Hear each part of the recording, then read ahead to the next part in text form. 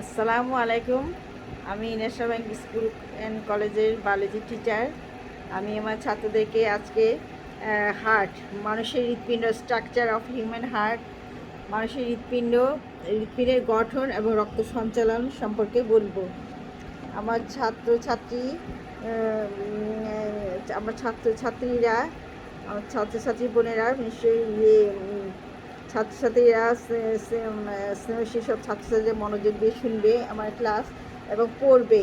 মনোযোগ দিয়ে দেখে শুনে এবং পড়ে তাড়াতাড়ি মুখস্থ হয়ে যাবে। একটা জিনিস মনোযোগ দিলে পড়াটা, একটা জিনিস মনোযোগ দিয়ে শুনলে, ক্লাসটা মনোযোগ দিয়ে শুনলে, ফলো করলে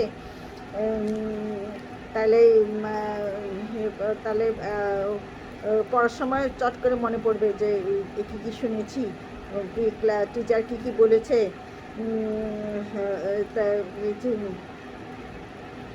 যে কী কী বলেছে সেটা তার চট করে মনে চলে আসবে। তা আমি মানুষের হৃৎপিণ্ডের গঠন এবং রক্ত সঞ্চালন সম্পর্কে আজকে বলবো। মানুষের হৃৎপিণ্ড আমরা জানি 4 চেম্বার, চারটা চেম্বার হার্টের, হ্যাঁ 4 চেম্বার হার্ট। আর মানুষের পাখিরও হলো 4 চেম্বার। তারপরে এদিকে পাখি বা অনেকে করডাটার বেশ কিছু প্রাণীর ফোর ফোর চেম্বার হার্ট, মানুষের মতো 4টা প্রকোষ্ঠ। কিন্তু মাছের আমরা জানি 2টা প্রকোষ্ঠ থাকে, মাছের এবং কুমিরের থাকে অসম্পূর্ণভাবে বিভক্ত।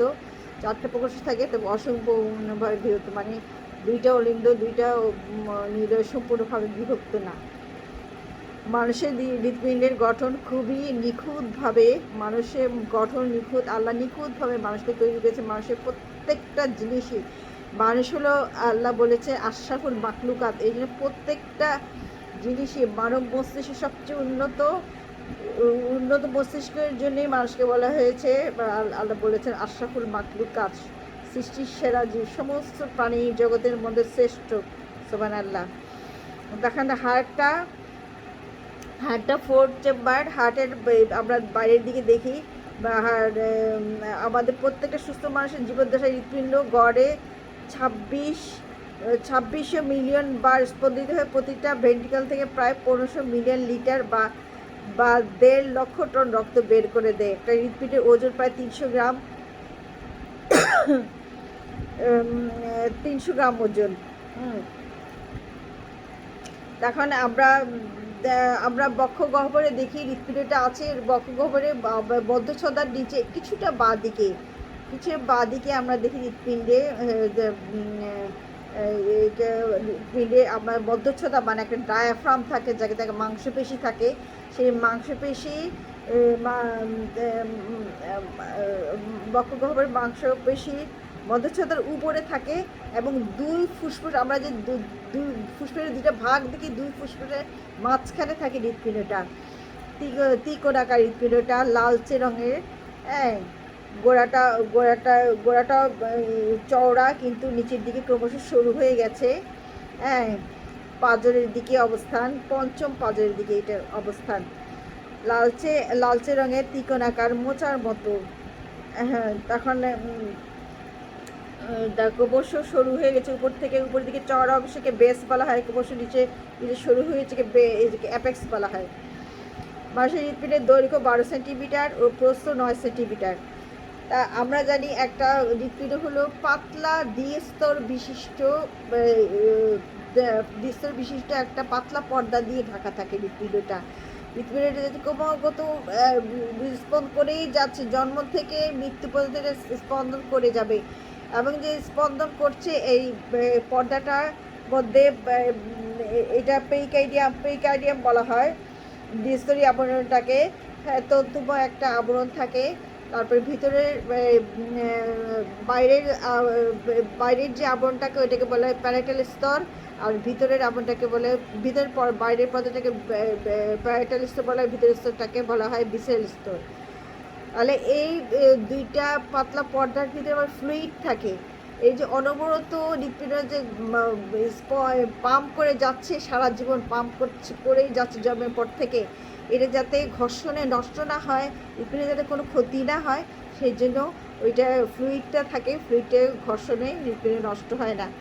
আবার তরল, এটা হলো আবার এই তরল পদার্থ, আবার যে তরল পদার্থ থাকে ভিতরে এই প্যারাটার বিশাল স্তর পর্দার ভিতরে, এটা ঘর্ষণজনিত আঘাত থেকেও হৃৎপিণ্ডকে সব ধরনের ঘর্ষণজনিত চাপ তাপ পরিস্থিতি রক্ষা করে। আমরা জানি হৃৎপিণ্ড অনুচ্ছেদ পেশি দিয়ে তৈরি, মানে ছান্দিক গতিতে এটা মৃত্যুর আগ পর্যন্ত চলতেই থাকবে। হ্যাঁ, অনুচ্ছেদ পেশি। এখন পেশিগুলো আমরা দেখি হৃৎপিণ্ডের পেশি প্রাচীর 3টা স্তর দিয়ে গঠিত: এপিকার্ডিয়াম, মায়োকার্ডিয়াম, এন্ডোকার্ডিয়াম। আমরা এখানে দেখতে পাচ্ছি এপিকার্ডিয়াম, মায়োকার্ডিয়াম, এন্ডোকার্ডিয়াম। আমার মনে হয় আমি আরেকটা পিকচার ড্র করেছি, এটা হয়তো আরও বড় করে দেখা যাবে। হ্যাঁ, বড় করে দেখা যাবে। তবে এই যে বাইরের দিকে,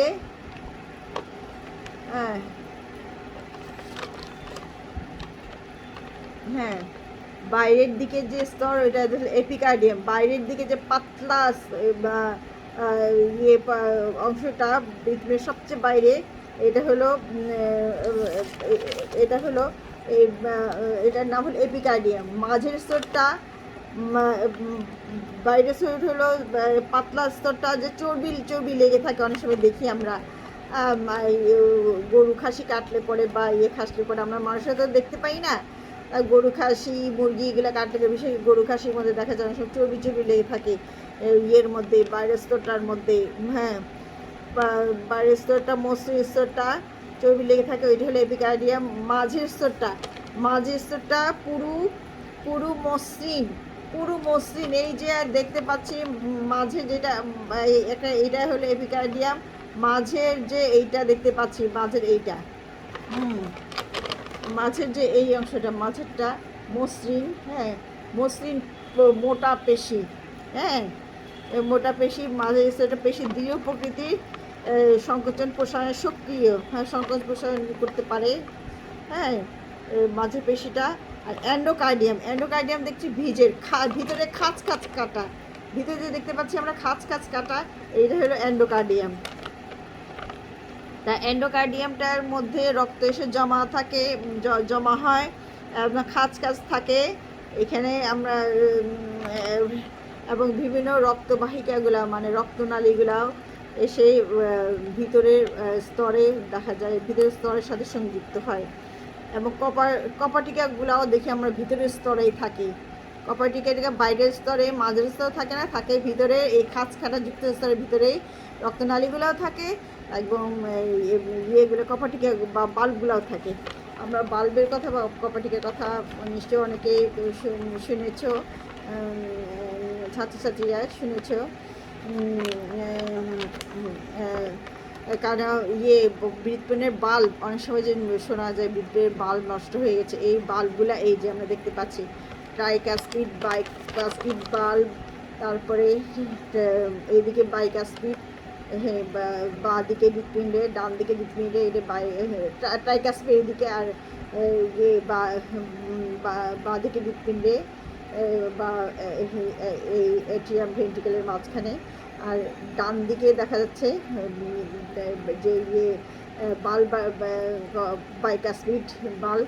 এগুলো বাল্বগুলো যদি নষ্ট হয় তাহলে হৃৎপিণ্ডে রক্ত চলাচল বন্ধ হয়ে যায়, বাধাপ্রাপ্ত হয়। মানে হৃৎপিণ্ড থেকে, অলিন্দ থেকে মানে ভেন্ট্রিকেল থেকে অরিকালে, আর অরিকাল থেকে ভেন্ট্রিকেলে যে রক্ত যাওয়া আসা বাধাপ্রাপ্ত হয়। মানে আমরা জানি এই বাল্বগুলা বন্ধ হয়ে গেলে হৃৎপিণ্ড অলিন্দ থেকে নীলায়, মানে অরিকাল থেকে ভেন্ট্রিকেলে যাওয়া আসা করতে পারে না। রক্ত একমুখী থাকে, বিপরীত দিকে যেতে পারে না, একমুখী হয় রক্ত, একমুখী থাকে রক্তের গতি, কিন্তু বিপরীত দিকে ফিরে যেতে পারে না।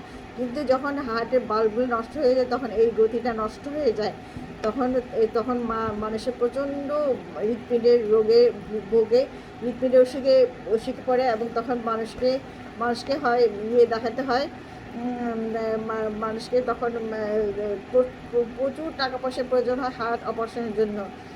এই জন্য হার্টের যত্ন নেওয়া, তারপরে হার্টের যত না সব বেশি মাঝে মাঝে ব্রিদিং নেওয়া, বিশেষ করে 5-10 মিনিট প্রতিদিন ব্রিদিং নেওয়া হার্টের জন্য, ফুসফুসের জন্য খুবই দরকার। হ্যাঁ, অনেকে জিকির মাধ্যমে ইয়ে করে, ইয়ে দম নেয়, দম ছাড়ে। আমাদের প্রচুর পানি খাওয়া এবং এইগুলো যত্ন নেওয়া এবং ব্রিদিং করা, হাঁটা চলা করা, দৌড়ঝাঁপ করা, হাঁটা চলা করা খুবই সুস্থ রাখার জন্য যা করা দরকার সব কিছু করা উচিত। একটা সুস্থ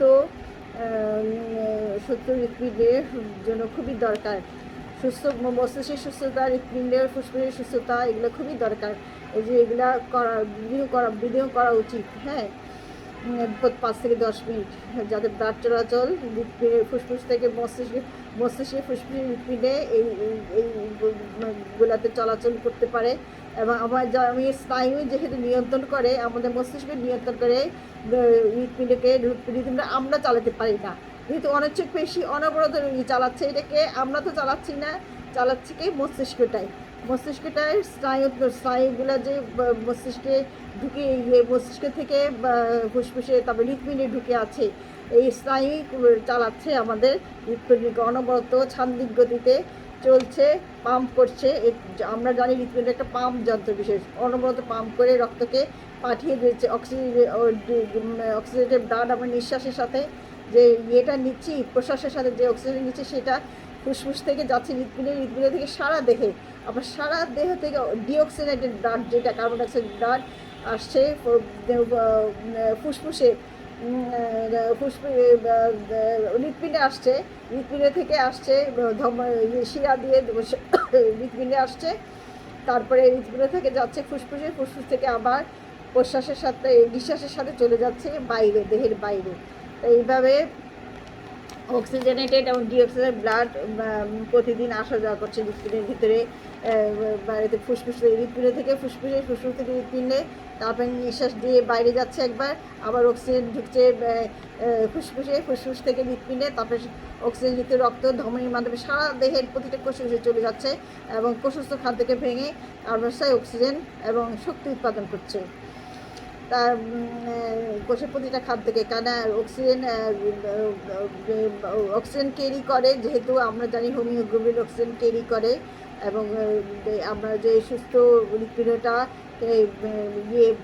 ব্লাড ট্রান্সমিট করে কীভাবে ধমনির মাধ্যমে ফুসফুস থেকে গৃহীত অক্সিজেনটা হৃৎপিণ্ড থেকে ধমনির মাধ্যমে সারা দেহে চলে যায় এবং কোষস্থ খাদ্যকে ভেঙে কার্বোহাইড্রেট জাতীয় খাদ্যকে ভেঙে শক্তি উৎপাদন করে, কার্বন ডাইঅক্সাইড শক্তি উৎপন্ন করে, এবং ওই কার্বন ডাইঅক্সাইডটা আবার কীভাবে শিরার মাধ্যমে এসে পড়ে হৃৎপিণ্ডে, শিরার মাধ্যমে হৃৎপিণ্ড থেকে আবার যায় ফুসফুস থেকে পিউরিফিকেশনের যায়, তারপরে আবার নিঃশ্বাসের সাথে এটা দেহের বাইরে বের হয়ে আসে।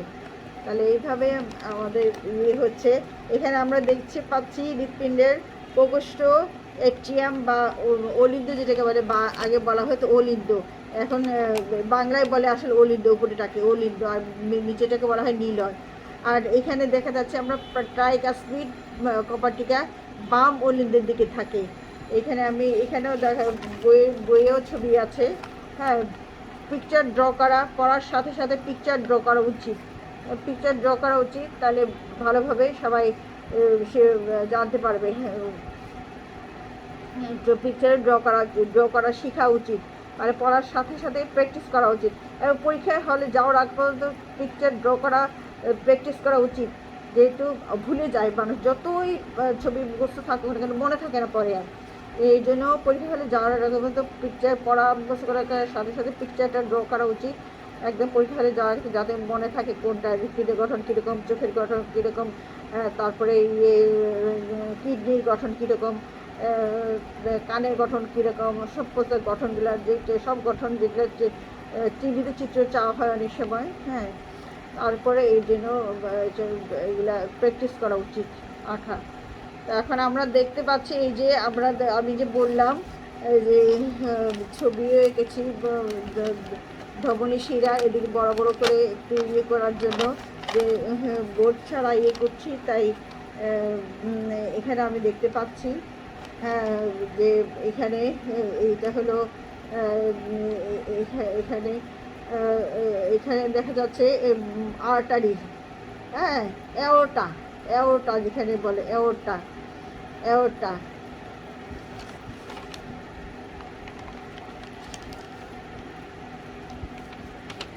এখানেও দেখা যাচ্ছে অ্যাওর্টা, এই যে বাঁকা হয়ে আছে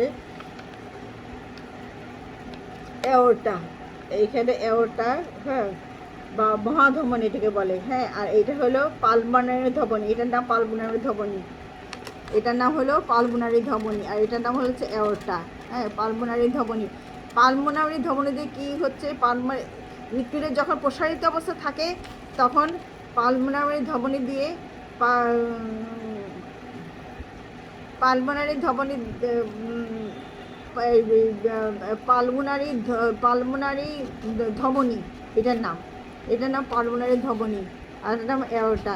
তা আমরা যখন হৃৎপিণ্ড প্রসারিত অবস্থায় কীভাবে একদিকে রক্ত আসে, কীভাবে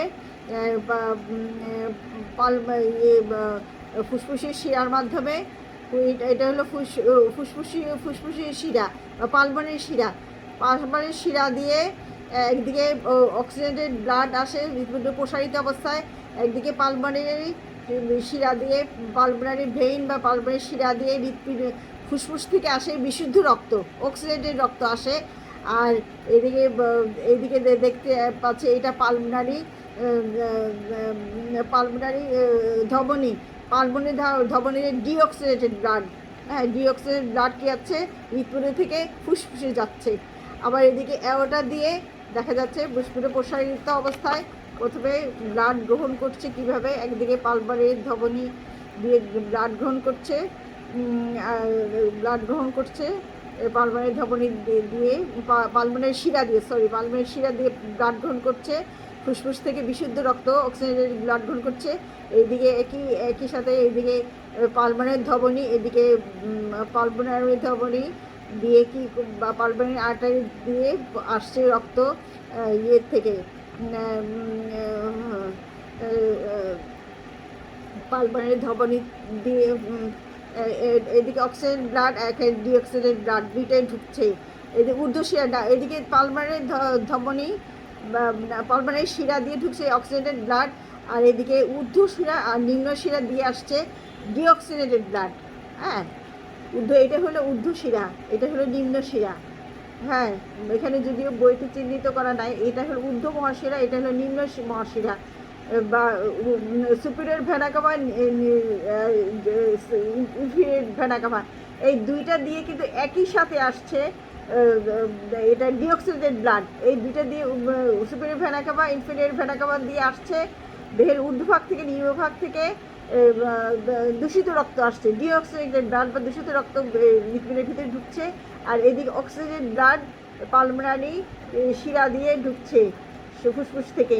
তারপরে পরক্ষণে হৃৎপিণ্ড যখন প্রসারিত অবস্থায় অক্সিজেন একদিকে অক্সিজেটেড ডিঅক্সিজেটেড ব্লাড গ্রহণ করে, তারপরেই পাম্প করে রক্তটাকে যে দুই পাশে যে আমরা কপাটিকা দেখি বা বাল্ব দেখি, এই কপাটিকা বা বাল্বগুলা তখন হৃৎপিণ্ড প্রসারিত রক্ত গ্রহণ করে, পরক্ষণে চাপ দেয়, পরক্ষণে সংকোচন শুরু হয়, সংকোচনের সাথে সাথে বাল্বগুলো খুলে যায়। ডান পাশে যে ট্রাইকাসপিড কপাটিকা বাইকাসপিড কপাটিকাগুলো খুলে যায়, খুলে যাওয়ার সাথে সাথে অরিকেল থেকে ভেন্টিকেলে, অলিদ থেকে নীলে বা অরিকেল থেকে ভেন্টিকেলের একদিকে যায় দূষিত রক্ত, এইদিকে দূষিত রক্ত বা ডিঅক্সিজেন ব্লাড চলে যায় বাঁ দিকের ভেন্টিকেলে, আর ভেন্টিকেলে ঢুকে একদিকে, আর এদিকে ভেন্টিকেলের ভিতরে ঢুকে, আর এদিকে আর এইদিকে অক্সিজেটেড ব্লাড ঢুকে যায় ইয়ে থেকে, অরিকেল থেকে ভেন্টিকেলে চলে যায় অক্সিজেটেড ব্লাড। তারপর অক্সিজেন ব্লাড তারপরে কি করে, এরপর আবার প্রসারিত হয়ে দুই ভেন্ট্রিকেল, ডান ভেন্ট্রিকেল বাম ভেন্ট্রিকেল যখন ট্রাইকাসিড কপার দিকে যখন রক্তগুলো ঢোকে, হ্যাঁ, একদিকে ডিঅক্সিজেটেড অক্সিজেটেড ব্লাড এদিকে আর ডিঅক্সিজেটেড ব্লাড এদিকে, তারপর প্রসারিত হয়ে যখন ভেন্ট্রিকেল ব্লাড গ্রহণ করে, তারপর আবার সংকুচিত হয়ে যায় বা সিস্টল শুরু হয়। ডায়াস্টলের পরে সিস্টল শুরু হয়, এটাকে বলা হয় হৃৎপিণ্ডের প্রসারণকে বলা হয় ডায়াস্টল, আর সংকোচনকে বলা হয় সিস্টল। তারপর সর্বশেষ যখন সংকোচন শুরু হয় তখন ব্লাডটা চলে যায় ব্লাডটা সংকোচনের সাথে সাথে ভেন্ট্রিকেল সংকোচনের সাথে সাথে কী হয়ে যায়, ভেন্ট্রিকেলটা সংকোচনের মাধ্যমে ভেন্ট্রিকেলটা সংকুচিত হয়ে তারপরে ব্লাডটা চলে যায়, ভেন্ট্রিকেল সংকোচনের সাথে সাথে বা সিস্টোলের সাথে সাথে ব্লাডগুলা চলে যায় একদিকে মহাধমনী, মানে অক্সিজেনের ব্লাড চলে যায়, অক্সিজেনের ব্লাড, হ্যাঁ, ইয়ে থেকে ভেন্ট্রিকেল থেকে চলে যায় এইখানে যে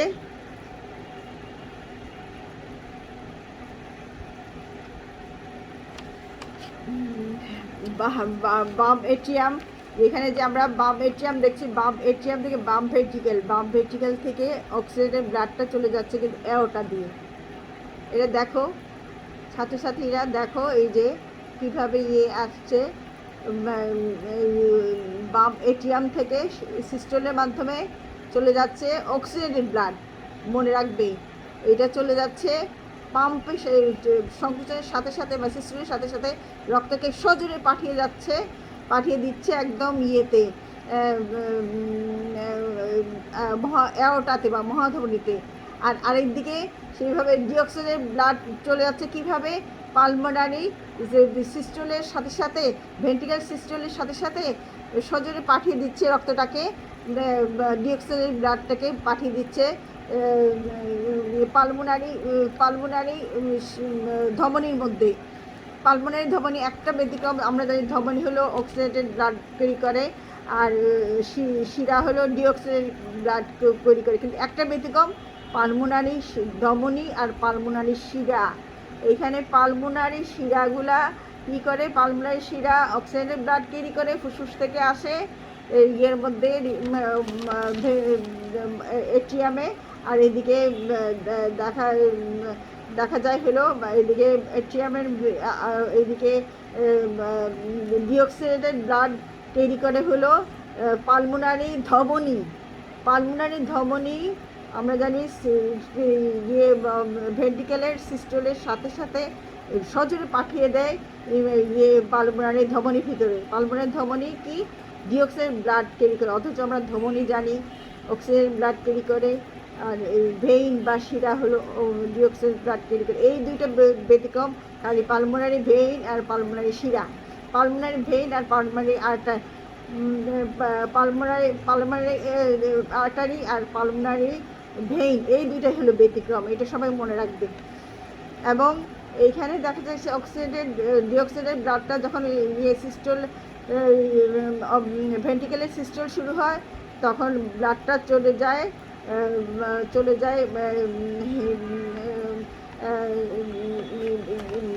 পালমোনারি ভেইন পালমোনারি আর্টারির মাধ্যমে চলে যায় ফুসফুস বা লাঙের মধ্যে চলে যায়, ফুসফুসের মধ্যে চলে যায় পিউরিফিকেশনের জন্য, বুঝছো, পিউরিফিকেশনের জন্য চলে যায়।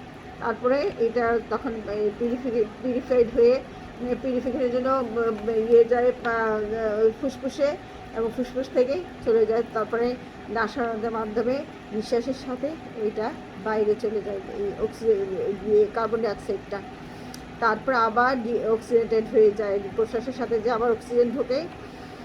তারপরে এখানে আর এইদিকে অ্যাওর্টা দিয়ে যে আমরা জানি এট্রিয়াম থেকে ভেন্ট্রিকেল থেকে, হ্যাঁ, বাম ভেন্ট্রিকেল থেকে যে অক্সিজেনের ব্লাডটা অ্যাওর্টাতে ঢুকে, সেটা কিন্তু সারা দেহের ঊর্ধ্বভাগ নিম্নভাগ মস্তিষ্ক, দেহের ঊর্ধ্বভাগ নিম্নভাগ সব কিছুর মধ্যে কি চলে যায়, অক্সিজেনের ব্লাড চলে যায়, প্রত্যেকটা কোষে অক্সিজেনের ব্লাড চলে যায় এই অ্যাওর্টার মাধ্যমে। এই যে অ্যাওর্টা, সব এই অ্যাওর্টার মাধ্যমে সমস্ত অক্সিজেন রক্ত যাচ্ছে, যেহেতু এটা ফুসফুস থেকে আসছে প্রথমে এট্রিয়ামে, তারপর ভেন্ট্রিকেলে, তারপর ঢুকার পরে তারপরে যাচ্ছে এখন অ্যাওর্টা দিয়ে সারা শরীরে, দেহের ঊর্ধ্বভাগ নিম্ন একদম মস্তিষ্ক থেকে পায়ের পাতা পর্যন্ত প্রত্যেকটা অংশে দেহের কোষে চলে যাচ্ছে, এবং কী করে প্রত্যেকটা কোষে অক্সিজেন সাপ্লাই দেয়, প্রতিটা অক্সিজেন সাপ্লাই দেয়। তারপর ওইটা কী করে অক্সিজেনটা আমরা জানি হিমোগ্লোবিন রক্তের হিমোগ্লোবিন অক্সিজেন ক্যারি করে, এবং এটা দেহের কোষে গিয়ে খাদ্যকে ভেঙে শক্তি উৎপাদন করে। জাগে। এই হলো আমাদের হৃৎপিণ্ডের সংকোচন। এবং আমাদের যে এই আমরা দেখতে পাচ্ছি অ্যাওর্টা এবং মোটা দুইটা যে রক্তনালী দেখতে পাচ্ছি, একটা অ্যাওর্টা এবং পালমোনারি ভেইন বা পালমোনারি আর্টারি, এই দুইটার মাঝখানে কিন্তু কপার, ওই দুইটার মাঝখানেও কিন্তু কপাটিকে থাকে বা বাল্ব থাকে, যাতে এগুলোর ভিতর দিয়ে উপরের দিকে রক্ত বাহিত হতে পারে, কিন্তু নিচের দিকে বাহিত হতে পারবে না। যেমন অরিকল এট্রিয়াম এবং ভেন্ট্রিকেলের মাঝখানে যেমন ট্রাইকাসপিড, এদিকে ট্রাইকাসপিড, এদিকে বাইকাসপিড কপাটিকা আছে বা বাল্ব আছে, যেগুলো রক্ত উপরের দিকে যেতে নিচে যে রক্ত রক্তকে একমুখী রাখতে পারবে, মানে এটিএম থেকে ভেন্ট্রিকেলে আসতে পারবে।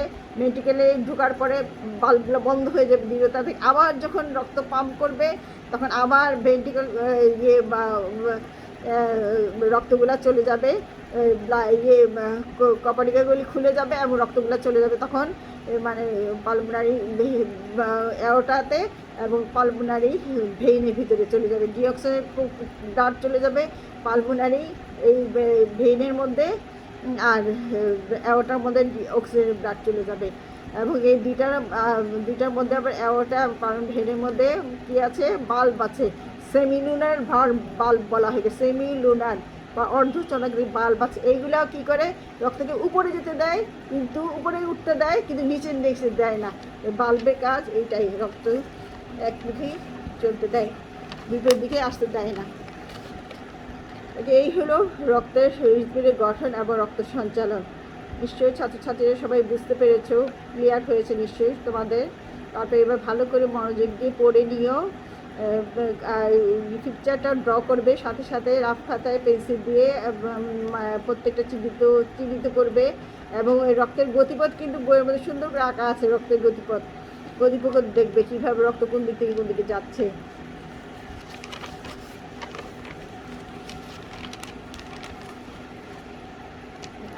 আরেকটা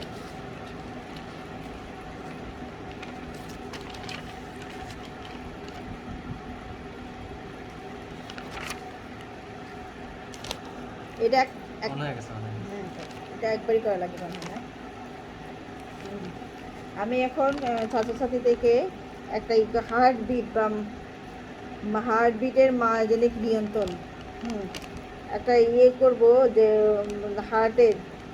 হার্টের কয়েকটা নোট যে থাকে, হার্টের কয়েকটা নোট বসানো থাকে, যেটা হৃৎপিণ্ডের সঞ্চালন নিয়ন্ত্রণ করে। আমরা যদি সব কিছু স্নায়ু দ্বারা নিয়ন্ত্রিত হয়, আমাদের স্নায়ু মস্তিষ্কই নিয়ন্ত্রণ করছে, হৃৎপিণ্ডের ফুসফুস প্রত্যেকটা অঙ্গকে নিয়ন্ত্রণ করছে, হ্যাঁ নিয়ন্ত্রণ করছে হৃৎপিণ্ড বা আমাদের মস্তিষ্ক। দেখান আমরা দেখতে পাচ্ছি যে পার্কিনজি, আমরা বিভিন্ন তন্তু দেখতে পাই, বাইরের কোনো উদ্দীপনা ছাড়াই হৃৎপিণ্ডের ক্রিয়া স্বয়ংক্রিয়ভাবে নিয়ন্ত্রিত হয়। এই ধরনের নিয়ন্ত্রণকে মায়োজেনিক নিয়ন্ত্রণ বলে। যে আমরা যে হৃৎপিণ্ডের মধ্যে কয়েকটা ইয়ে দেখি, হৃৎপিণ্ডের সংকোচন প্রসারের জন্য কতগুলা তন্তু থাকে এবং সেই তন্তুগুলোর মধ্যে কিন্তু স্নায়ুতন্তু আবার যুক্ত থাকে। এই যে বাইরের কোনো উদ্দীপনা ছাড়াই এগুলো হৃৎপিণ্ডের ক্রিয়া যে নিয়ন্ত্রিত হয়, তার জন্য কতগুলো তন্তু থাকে, তার ভিতরে তন্তুগুলা কতগুলো পেশি থাকে, পেশির মধ্যে আবার পেশি বা তন্তুর মধ্যে থাকে হলো স্নায়ুতন্তু যুক্ত থাকে। তাই এরাই নিয়ন্ত্রণ করে হৃৎপিণ্ডের সংকোচন প্রসার, এদিকে বলা হয় মায়োজেনিক নিয়ন্ত্রণ বলা হয় এদের। তারা এখানে যে আমরা ইয়েটা দেখতে পাচ্ছি, এখানে কয়েকটা ইয়ে দেওয়া আছে, যে সাইনোএট্রিয়াল নোড, কতগুলো নোড আছে হৃৎপিণ্ডে। এই যে দেখো, আমি ফিগারটা তোমাদের দেখাচ্ছি।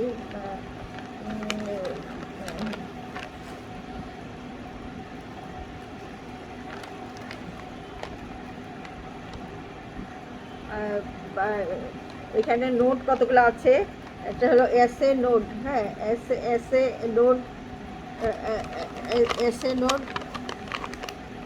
নোড, তারপরে লেখা আছে এসএ নোড, তারপরে আরেকটাকে এভি নোড এসএ এন, হ্যাঁ এসএ নোড, এভি নোড। তারপরে আছে বান্ডেল অফ হিস, পার্কিনজি তন্তু, হ্যাঁ পার্কিনজি তন্তু। তা এখানে এইগুলো কী করে, প্রথমে যে স্টার্ট হয় বা এই হৃৎপিণ্ডের সংকোচন প্রসারণ, প্রথম যে তন্তুটা সংকোচন প্রসারণ, যে এটাকে একটা বলা হয় পেস মেকার বলা হয়, এই তন্তুটাকে SAN বলা হয়। এই যে প্রথম যেটা দেখতে পাচ্ছি, এখান থেকে কিন্তু হৃদস্পন্দন শুরু হয়। প্রথমে যে হৃদস্পন্দন শুরু হয়, আমরা জানি অটোমেটিকভাবে হৃদস্পন্দন করছে। হৃদস্পন্দন শুরু হয় কোথা থেকে? এই পার্কিনজি এই তন্তু থেকে, যেটাকে প্রেস মেকার বলে, সাইনোএট্রিয়াল নোড, এটাকে বলে সাইনোএট্রিয়াল নোড, এসএ নোড বলা হয় বা সাইনোএট্রিয়াল নোড বলা হয়। এখান থেকে শুরু হয়। এখানে একটা পেশি থাকে, পেশির মধ্যে কিছু তন্তু থাকে এবং এখানে স্নায়ুতন্তু থাকে। এখান থেকে শুরু হয় উত্তেজনা। এখানে সংকোচন শুরু হয় প্রথমে।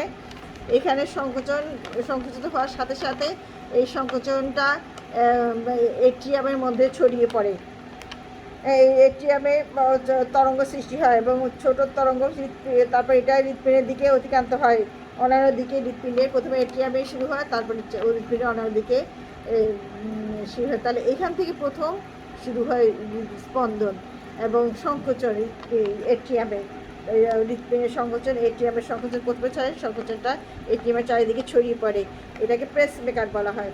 প্রেস মেকার, অনেক সময় প্রেস মেকারকে বলা হয় যে প্রেস মেকার নষ্ট হয়ে গিয়ে প্রেস মেকার লাগানো হয়েছে, এটা আমরা অনেক সময় শুনি।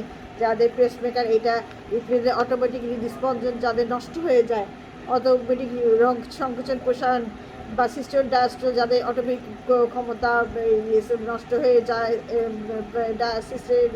সংকোচন হৃৎপিণ্ডের সংকোচন প্রসারণ বা সংকোচন প্রসারণের ক্ষমতা নষ্ট হয়ে যায়, তখন তাদেরকে পেস মেকার লাগাতে হয়, আলাদা মেশিন লাগানো হয়, আলাদা আর্টিফিশিয়াল মেশিন লাগাতে হয় এইটার এসএ নোডের ক্ষমতা বাড়ানোর জন্য এবং হৃৎপিণ্ডের অটোমেটিক সংকোচন প্রসারণ ক্ষমতা বাড়ানোর জন্য। তারপরে আছে এটিও, তারপরে আছে এটিও ভেন্ট্রিকুলার নোড। এটিও ভেন্ট্রিকুলার নোড আরেকটা। এটিও ভেন্ট্রিকুলার নোডটা হলো এখানে দেখতে পাচ্ছি আরেকটা নোড, এটা এটিও ভেন্ট্রিকুলার নোড বলা হয়। তা এইটারও স্পন্দন করতে পারে, সংকোচন ক্ষমতা বাড়ায় দিতে পারে। এইটার সাথে এটাও এরকম তন্তু, এটার মধ্যেও স্নায়ুতন্তু মিশ্রিত থাকে। এই ইয়েটার মধ্যে পেশিটার মধ্যেও থাকে স্নায়ুতন্তু লাগানো। তাই এটা হলো এটিএম থেকে ভেন্ট্রিকেলের দিকে এই উদ্দীপনা। এটা যেমন এটিএম এর মধ্যে ছড়িয়ে দেয়, প্রথম উদ্দীপনা শুরু হয় এসএ নোডের উদ্দীপনা শুরু হয়। আর এইটা হলো এভি নোড, হলো এটা এটিএম থেকে ভেন্ট্রিকেলের দিকে সংকোচন ছড়িয়ে যায়, হৃৎপিণ্ডের সংকোচন। এইটা সংকোচনের সাথে সাথে এখান থেকে দেখা যাচ্ছে আমরা এটার থেকে শুরু হয়ে যাচ্ছে, এটিএম থেকে ভেন্ট্রিকেলের দিকে সংকোচনের ঢেউ শুরু হয়। ভেন্ট্রিকুলার সিস্টল শুরুর আগে এট্রিয়াল সিস্টল সম্পূর্ণ হয়। তখন আমরা বান্ডেল অফ হিজ দেখি আরেকটা, এখানে বান্ডেল অফ হিজ দেখা যায় আরেকটা, এখানে বান্ডেল অফ হিজ বলা হয়।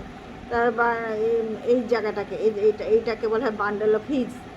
তাই এই বান্ডেল অফ হিজ হলো এইখানের উদ্দীপনা, এই এভি নোডের, এই যে এখানে এভি নোড বলা হয়েছে, যেটা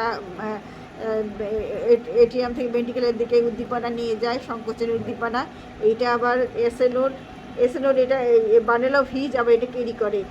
এভি নোডে সংকোচনের উদ্দীপনা আবার বান্ডেল অফ হিজ নিয়ে যায় ডান ও বাম শাখায়, হৃৎপিণ্ডের ডান ও বাম,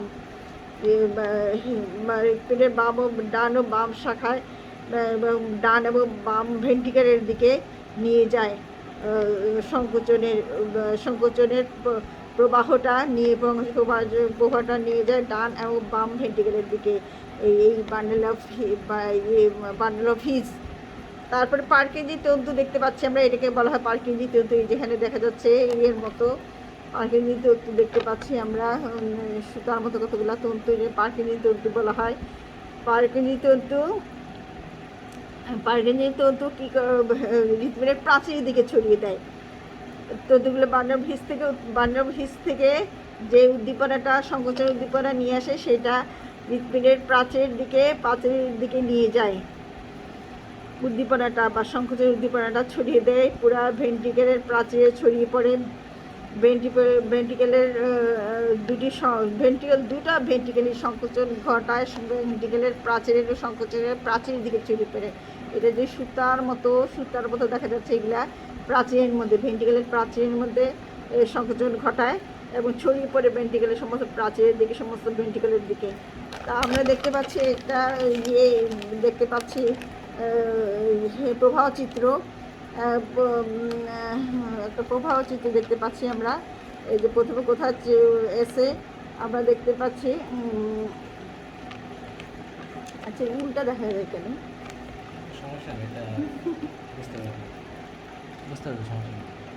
উল্টা দেখা যায়, আমরা দেখতে পাচ্ছি যে প্রথমে আমরা দেখি যে এসে নোডে প্রথমে আমরা সংকোচনের প্রবাহ শুরু করে এসে নোডে প্রথমে সংকোচন প্রবাহ শুরু হয়, যে সিস্টেম শুরু হয় বা সংকোচন শুরু হয় এসে নোড থেকে। হ্যাঁ, এসে নোড থেকে তারপর শুরু হয় এভি নোড, তারপর এভি নোডের দিকে এসে নোডের থেকে এভি নোডের দিকে, তারপরে বান্ডেল অফ হিজে, তারপর পার্কেজি তন্তুর দিকে। মানে এটা হলো প্রবাহ চিত্র। এটা তীর দিয়ে চিহ্ন পড়ার পাশাপাশি এটা তীর দিয়ে চিহ্নিত করতে পারলে ভালো হবে, মনে রাখা সহজ হবে এবং মনে রাখতেও সহজ হবে, এবং লেখার সময় যদি লিখো তাহলে নম্বরও ভালো পাবে। আচ্ছা মনে রাখো এখানে, তাহলে আমার ক্লাস শেষ। ছাত্রছাত্রী সবাই ভালো করে মনোযোগ পড়বে, মুখস্থ করবে, আর বই না দেখে লিখবে, মুখস্থ করে বই না দেখে লিখবে, আর ফিগারগুলো সব মনে রাখবে, প্র্যাকটিস করবে রাফ খাতায়, পড়ার সাথে ফিগারগুলো সব করবে। আশা করি তোমরা জটিল হৃৎপিণ্ডের গঠনটা সহজভাবে তোমরা বুঝে যাবে। মানব হৃৎপিণ্ড, মানব চক্ষু, মানে হিউম্যানের সব কিছু জানা, মানে ডাক্তারদের মতো ডাক্তাররা যা জানে তোমরাও ছাত্রছাত্রী জেনে যাবা। হিউম্যান বায়োলজি পড়ে মানব চক্ষু, মানব হৃৎপিণ্ড, হিউম্যান ইয়ার, হিউম্যান আই, তারপরে হিউম্যানের হার্ট, তারপরে রক্ত সংবর্ধন সব কিছু পড়ে, তারপরে কিডনি, এর সব কিছু পড়ে তোমার ডাক্তারদের মতো অনেক কিছু জেনে যাবে, হাফ ডাক্তার হয়ে যাবে, অনেক কিছু তোমরা জেনে যাবে। যে ডাক্তাররা যা জানে, ডাক্তার পরীক্ষা করতে গেলে ডাক্তার যখন পরীক্ষা করে সেটা পরীক্ষা করে, তখন তোমরা নিজেরাও অনেক সময় বুঝে যাবে যে ডাক্তাররা কী বলতে যায়, হার্টের রুগীকে বা কিডনি রুগীকে, চোখের রুগীকে কী বলে, কী উপদেশ দেয়, তোমরা অনেক কিছু বুঝে যাবে। তোমরাও চোখে কিছু জেনেছো পড়ে, বিভিন্ন অঙ্গ সম্পর্কে পড়েছো, তোমরাও অনেক কিছু, যে ডাক্তারদের অনেক কিছু তোমরাও জেনে যাবে। হ্যাঁ, সব কিছু কীভাবে প্রতিটা অঙ্গ কীভাবে কাজ করে হিউম্যান বডি। আচ্ছা এখানেই আমার ক্লাস শেষ। আসসালামু আলাইকুম।